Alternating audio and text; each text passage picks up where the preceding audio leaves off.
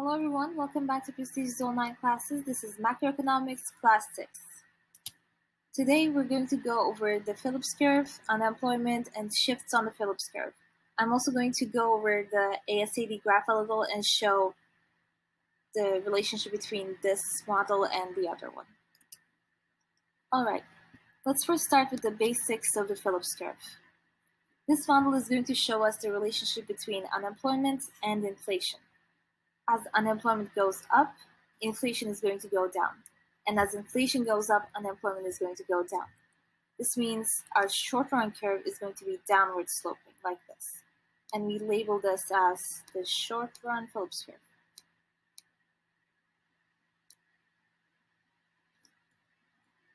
And this is just going to show that in the short run, there's an inverse relationship between inflation and unemployment. When it comes to the relationship in the long run, we're going to see that the line is actually vertical. And this is going to be labeled as the long run Phillips curve.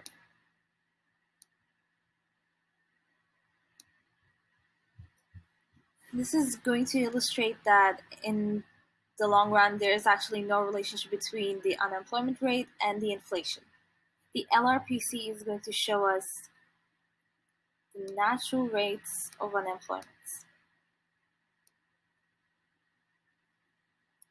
The natural rate of unemployment is the unemployment that exists in an economy no matter what business cycle we're in. It might be an expansion, it might be a recession. There will always be a certain percentage of unemployment. Now, to understand what that actually is, let's go over the types of unemployment. If you remember from previous classes, we talked about three types: frictional, structural, and cyclical. Frictional unemployment exists when people are moving from one job to another.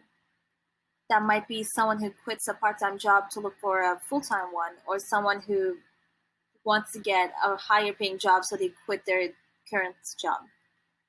Structural unemployment is going to be about skill level. Something happened in the economy, there was a shift, and the jobs available no longer match the skill set of the available workforce.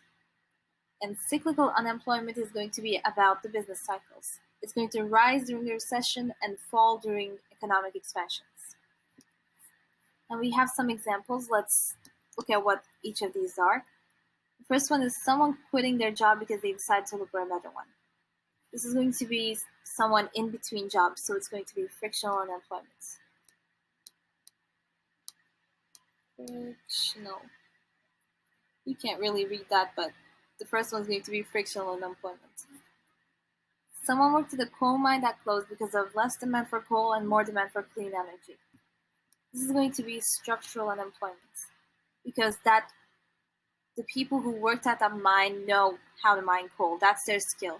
And now that that industry is going down and there is a new industry that needs a different set of skills, it's going to be structural unemployment. Something happened in the economy, and that thing is going to be the increased demand for clean energy, and that caused the skill set of the available workforce to no longer match the available jobs. And last one is a company had to let go workers because of a recession. Now this is about recessions and expansions, so this is going to be cyclical unemployment.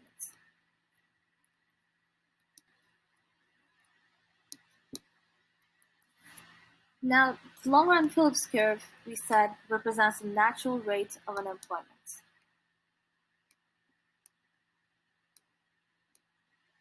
Which is the sum of frictional unemployment and structural unemployment divided by the labor force.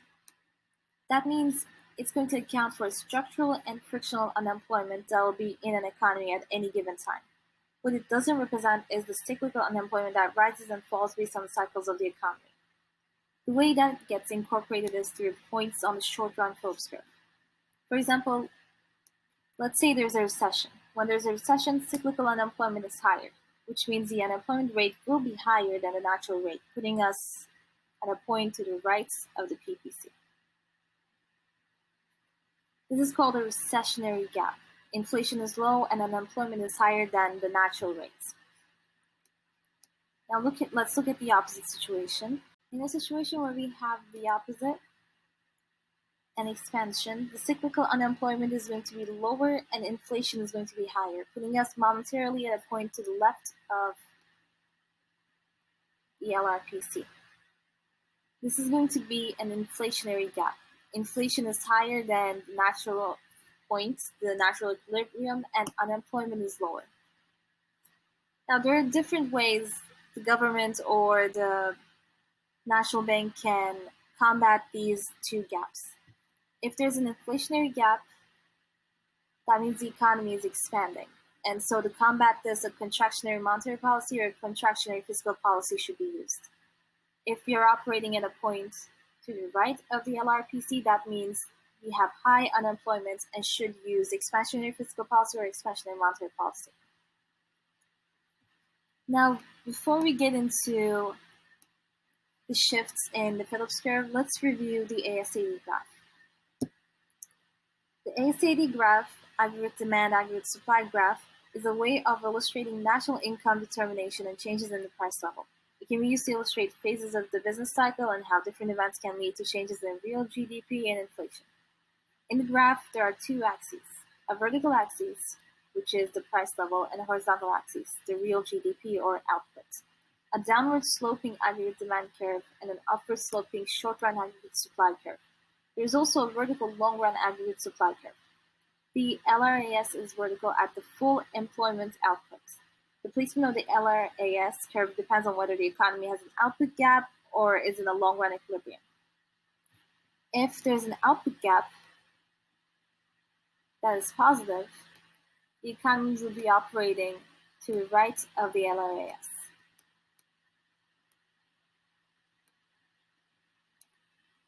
This is labeled as short-run aggregate supply and aggregate demand. If there's a positive output gap, then that means the economy is operating to the right of the LRAS, like this.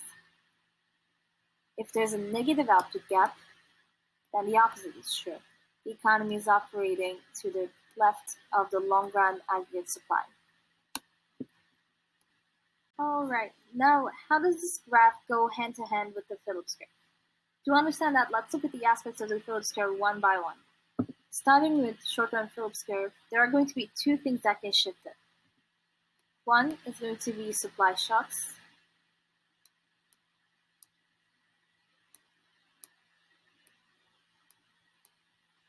And the second is going to be inflationary expectations.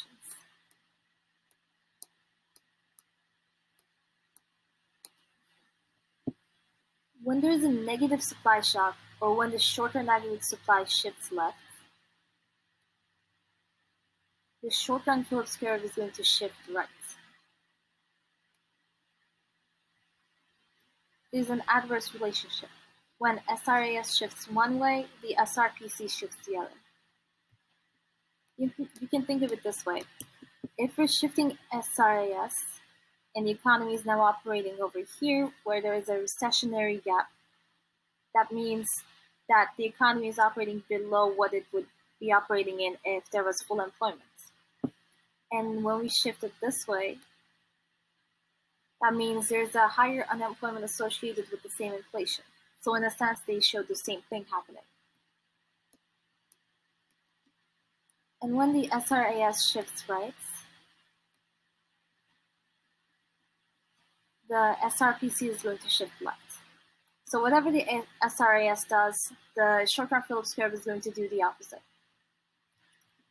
And with inflation expectations, the second thing that can shift the short-run Phillips curve, if inflation expectations are higher, then the SRPC is going to shift right. If they're lower, the SRPC is going to shift left. To understand the relationship between inflationary expectations and the Phillips curve, let's look at an example. Let's say inflationary expectations are low. What this is going to cause is it's going to lower the wages.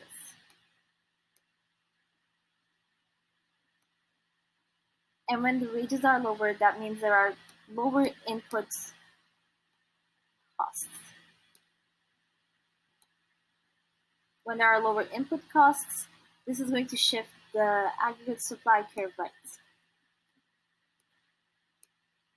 And we said previously that if the short-term aggregate supply shifts one way, the SRPC is going to shift the other way.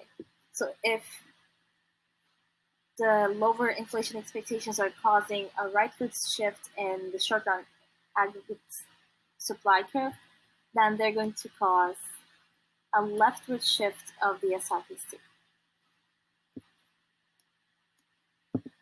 So we covered the effects of the short-run aggregate supply on the short-run Phillips curve. But what about the aggregate demand curve? The aggregate demand curve is going to cause movements, not shifts. If there's a positive demand shock, or if AD shifts right, unemployment is going to go down, and thus there's going to be a leftward movement along the SRPC. This is not going to cause any shifts. Whatever happens to AD, it's just going to be causing movements along the short-run Phillips curve. For example, if there's a negative demand shock and AD shifts left, that means now we're operating at a point to the left of the LRAS, which is full employment. So price level or inflation is lower. That's going to mean because inflation is lower, we're operating at a point that is to the right of the LRPC. And if the opposite is true and the AD graph shifts right, then that means we're operating at a higher inflation and lower unemployment. So somewhere to the left of the LRPC. So let's review. If the short-run aggregate supply shifts one way, the SRPC is going to shift the other. If it shifts left, then the SRPC goes right. Inflation expectations. With inflation expectations, if they go up, the SRPC is going to shift right. If they go down, it's going to shift left. And with aggregate demands, if AD shifts right, there's going to be a leftward movement. And if it shifts left, there's going to be a rightward movement.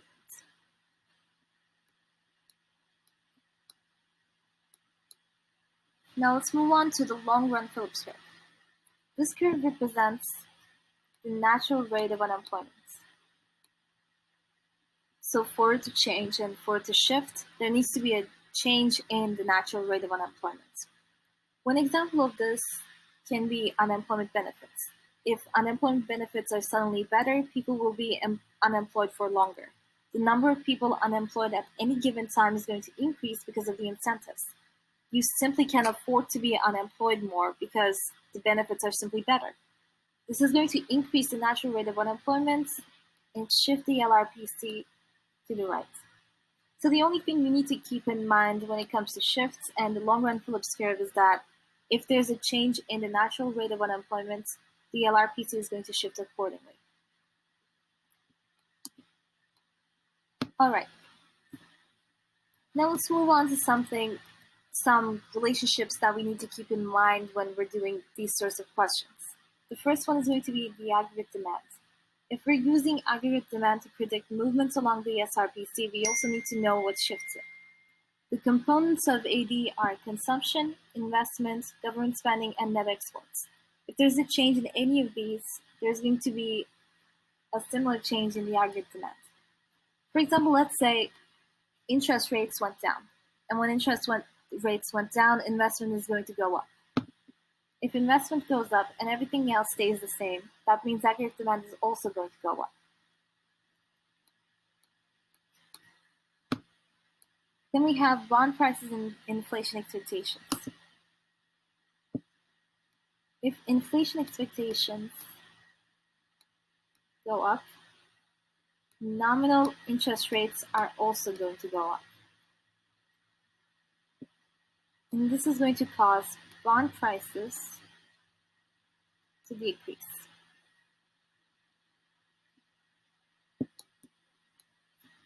When the opposite is true and inflation expectations go down, nominal interest rates are also going to go down, and that's going to increase bond prices. And lastly, we have deficit spending and previously issued bonds. When deficit spending goes up, bond prices are going to go down with previously issued bonds. And the real interest rates will go up. And the logic behind this is when deficit spending goes up, the government is going to be borrowing more, crowding the market. When they crowd the market, the interest rates are going to increase, and that's going to cause the price of previously issued bonds to decrease.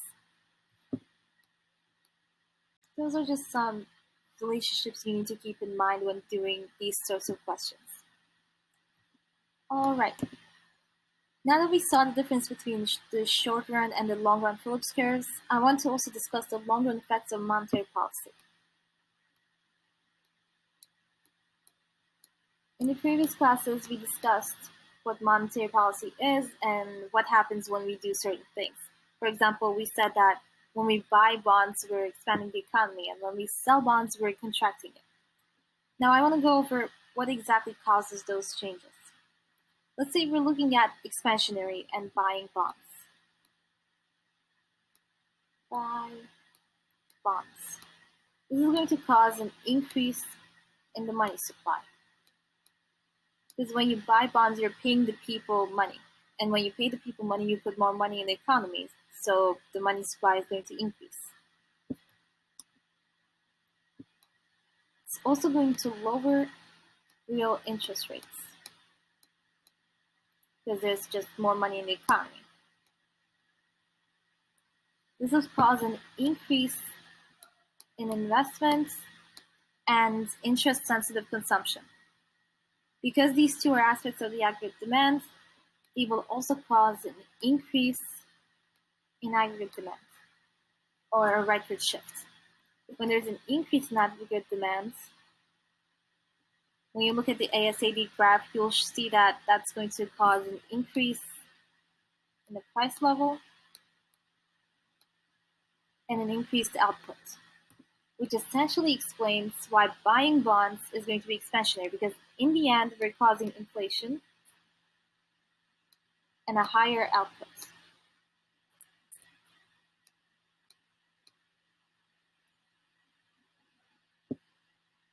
And just the opposite happens when you're doing the opposite. When you're selling bonds, you're taking money out of the economy, lowering the money supply.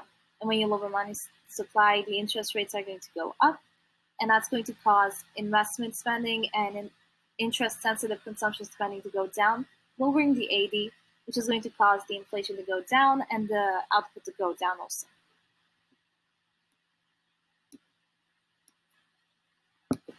All right, now before I go, let's do one FRQ on the Phillips curve to fully understand what's happening with the different models and the numbers. Assume the economy of country X has an actual unemployment rate of 8% and a natural unemployment rate of 6%, and the inflation is 4%. Now, in order to do all of these questions, let's break it down into the parts. All right. Actual unemployment is 8, natural unemployment is 6%, and inflation is 4%. Draw a correctly labeled graph of the short run and long run Phillips curve. Now let's put in the axes first. The vertical axis is going to be the inflation rate. Inflation rate. And you can put percentages in parentheses. And our horizontal axis is going to be the unemployment rate.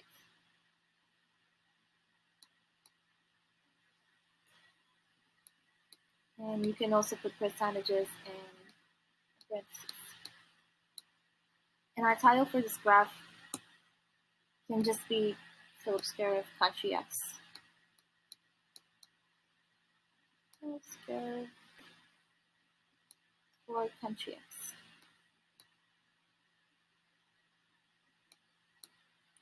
Alright, we know that the SRPC is going to be downward sloping. Let's label that the SRPC.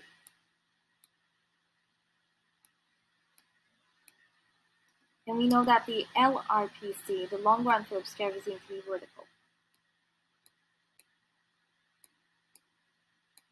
And now let's put in the numbers.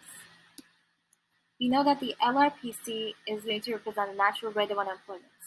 The question says that the natural rate of unemployment is 6%. So here it should be 6. It also says that actual unemployment rate is 8%. So it's going to be higher than the 6. Let's say about here.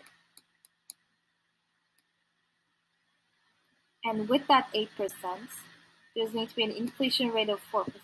So we know that the inflation rate that this 8 corresponds to is going to be 4%. And this would be your correctly labeled graph of the short run and the long run Phillips curve. When natural unemployment rate is given, you just put that with the long run Phillips curve, and your inflation rate and actual unemployment rate is going to be the point you're operating right now. And also, because we're going to need to analyze this graph in the following questions, we are in the right side of the long run Phillips curve, which means there's going to be a recessionary gap. The unemployment rate is higher than the natural rate, and the inflation is lower. All right, now let's move on to part B. If no policy action is taken, what will happen to the SRAS and the LRPC? Now, we are in a recessionary gap, so you would expect the government to do something expansionary. But the question asks, what if there's no policy action taken? Will they stabilize on their own, or would they go up, down, shift? Now let's look at these one by one. Short run aggregate supply. Now we know that there is a higher unemployment rate. That means there is less people working and there's less people that the employers are paying. And in the long run, that means that nominal wages are going to fall in response to this high unemployment. And because nominal wages are going down, that means input costs are also going down. And because input costs are now lower, this would cause an increase in short-run aggregate supply. Because suppliers can basically now produce more for the money that they're paying to produce these goods. So in the long run, the SRAS will shift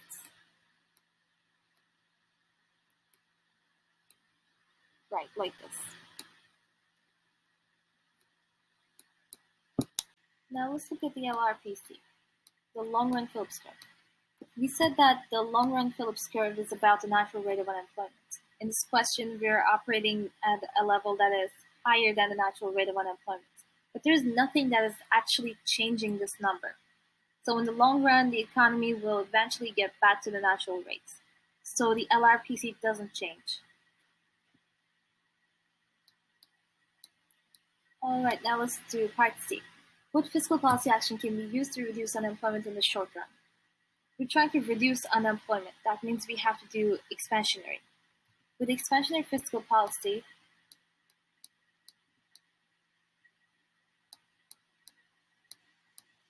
there are two things we can do. We can either lower taxes or increase government spending.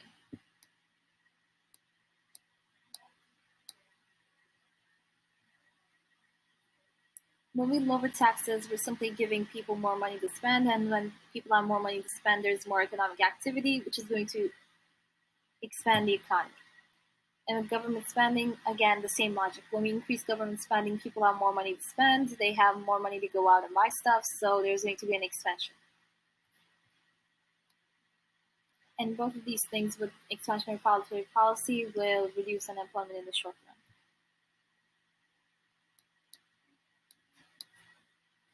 Part D. Draw a correctly labeled ASAD graph and show the effects of the actions identified in Part C. In Part C, we said that we were doing expansionary fiscal policy.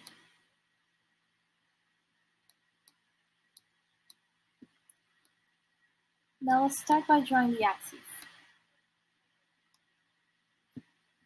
In the vertical axis with the ASAD graph, it's labeled, let's put the title in. In the vertical axis, we have price level.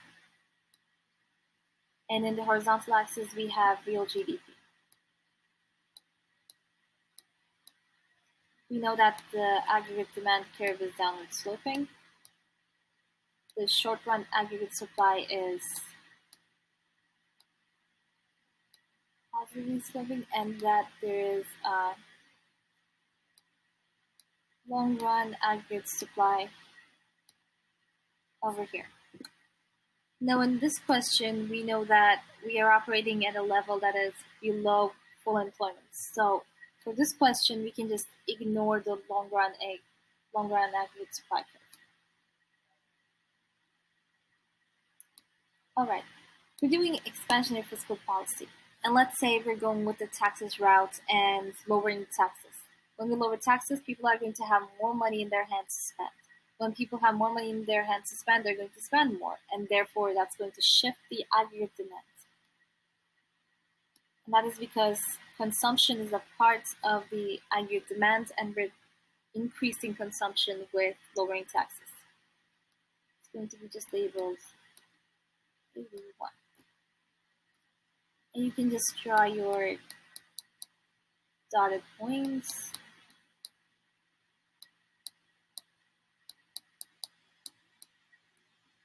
And you're going to see that, let's make this 1 and let's make this 2 so it's easier to label. Price level 1, price level 2.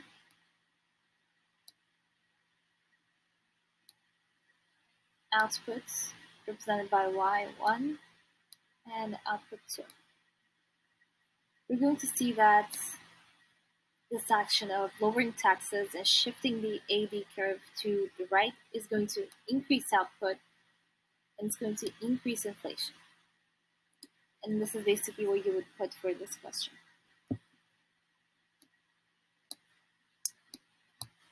Alright, that's it for today, and that's how you do an FRQ. In the next lesson, I'm going to go over the foreign exchange and show the relationship between different countries. Thanks for watching, and I'll see you guys in the next lesson.